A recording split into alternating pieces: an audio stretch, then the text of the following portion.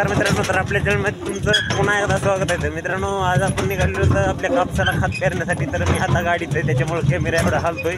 तर आपण एक पोतं घेतलंय, तर 30 गुंठ्यासाठी एक पोतं पेरायला होतं आपण, कारण पहिला जरा कापसाला खत कमीच आहे.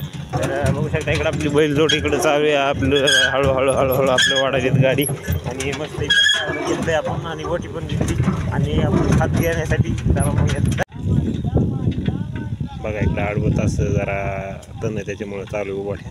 तर तिकडून आपल्याला तर पेराच्या खात उभ्या बघू शकता. इकडे खताचं पोतं ठेवलं, वटीवर भरून घेतली आपण. तर चला आपण आता सुरुवात करूया दागड बिगडं लावून खत पेरण्यासाठी.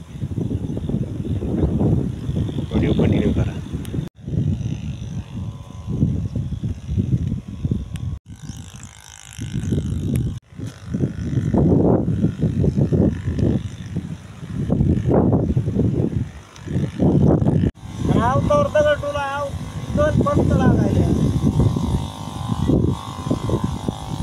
पदर घालावं लागतं हो, बाहेर ओढतंय का पदर आपल्या गावात तसं नाही करायचं. तुला गोळ्या नाहीत का?